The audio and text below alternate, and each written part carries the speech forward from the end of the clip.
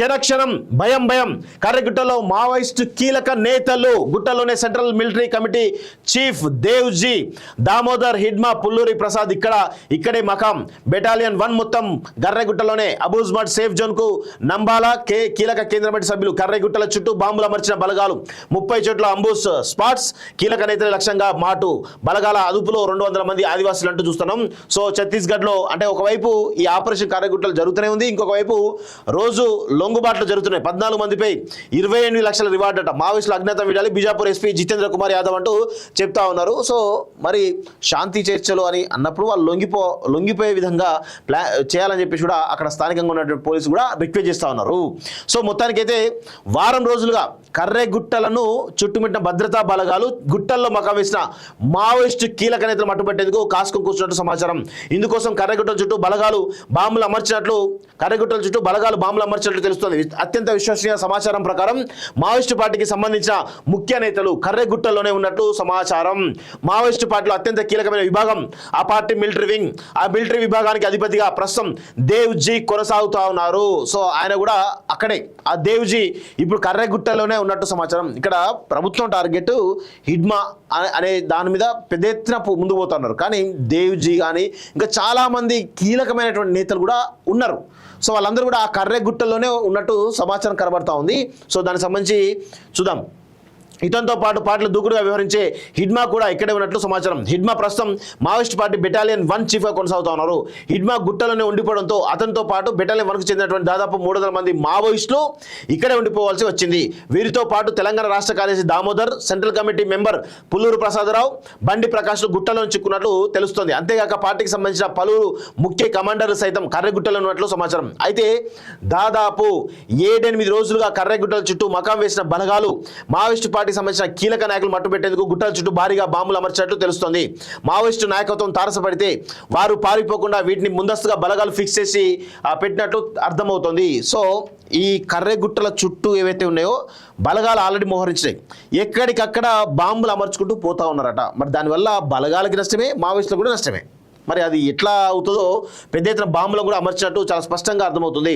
So ఒకవేళ మావోయిస్టులు ఈ బాంబులను దాటి గుట్టల కిందకు పరుగులు తీసినా వారిని క్లీనప్ చేసేందుకు దాదాపు 30 చోట్ల భద్రతా బలగాలు అంబుష్ రూపంలో మాటు వేసినట్టు సమాచారం. బలగాల నుంచి ఏ ఒక్క మావోయిస్టు నాయకుడు తప్పించుకోకుండా అంబుష్లను కట్టుదిట్టం చేసినట్టు తెలుస్తోంది. మరోవైపు ఇప్పటికే కర్రెగుట్టలపై పట్టు సాధించిన బలగాలు మావోయిస్టులతో సంబంధాలను అనుమానం ఉన్న దాదాపు 200 మంది ఆదివాసులను అదుపులోకి తీసుకున్నట్టు సమాచారం.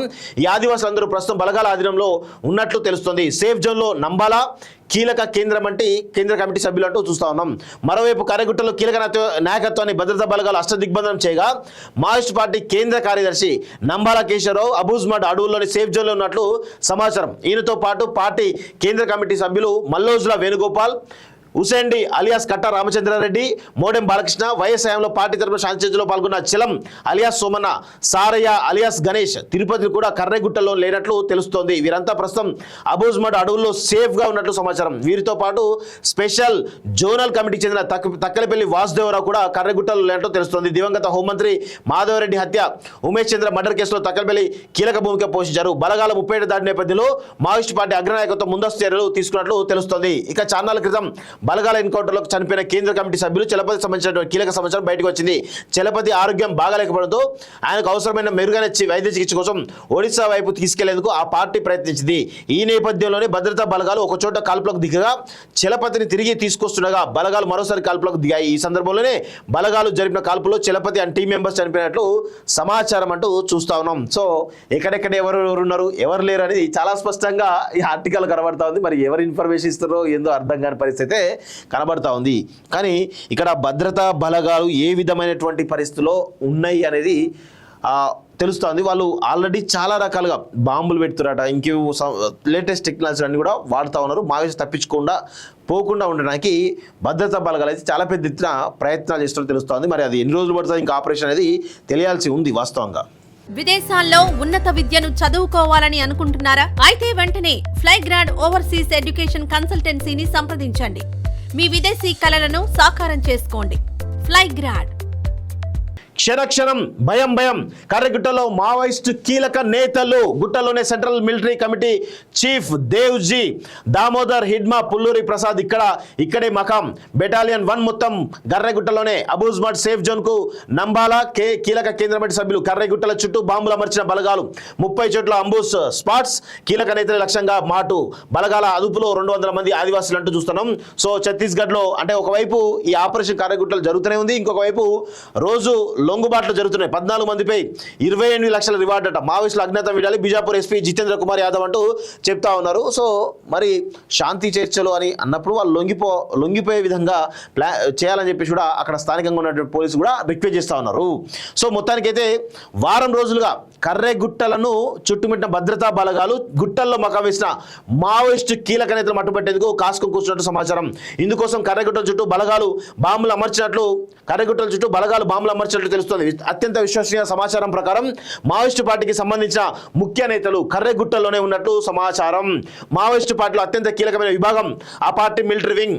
ఆ మిలిటరీ విభాగానికి అధిపతిగా ప్రస్తుతం దేవ్జీ కొనసాగుతా ఉన్నారు. సో ఆయన కూడా అక్కడే ఆ దేవ్జీ ఇప్పుడు కర్రెగుట్టలోనే ఉన్నట్టు సమాచారం. ఇక్కడ ప్రభుత్వం టార్గెట్ హిడ్మా అనే దాని మీద పెద్ద ఎత్తున ముందుకు పోతున్నారు. కానీ దేవ్జీ కానీ ఇంకా చాలా మంది కీలకమైనటువంటి నేతలు కూడా ఉన్నారు.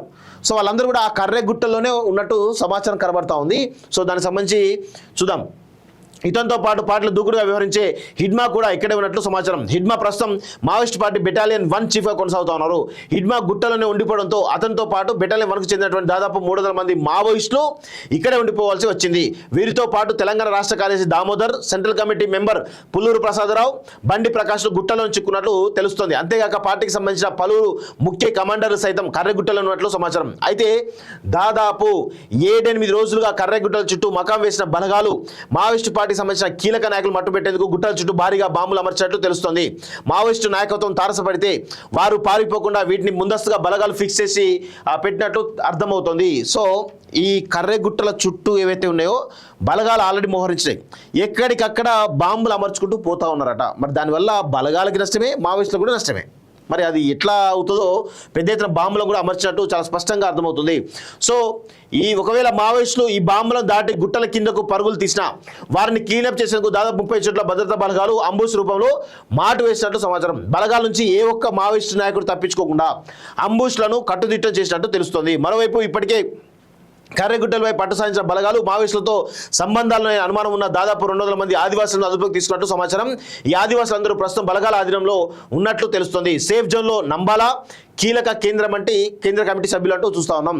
మరోవైపు కర్రెగుట్టలో కీలక నాయకత్వాన్ని భద్రతా బలగాలు అష్టదిగ్బంధనం చేయగా మావోయిస్టు పార్టీ కేంద్ర కార్యదర్శి నంబాలా కేశవరావు అబూజ్మడ్ అడవుల్లోని సేఫ్ జోన్లో ఉన్నట్లు సమాచారం. ఈయనతో పాటు పార్టీ కేంద్ర కమిటీ సభ్యులు మల్లోజుల వేణుగోపాల్, హుసేండి అలియాస్ కట్ట రామచంద్రారెడ్డి, మోడెం బాలకృష్ణ, వైఎస్ హయాంలో పార్టీ తరపున శాంతి చర్చలో పాల్గొన్న చిలం అలియాస్ సోమన్న, సారయ్య అలియాస్ గణేష్ తిరుపతి కూడా కర్రెగుట్టలో లేనట్లు తెలుస్తోంది. వీరంతా ప్రస్తుతం అబూజ్మడ్ అడవుల్లో సేఫ్గా ఉన్నట్లు సమాచారం.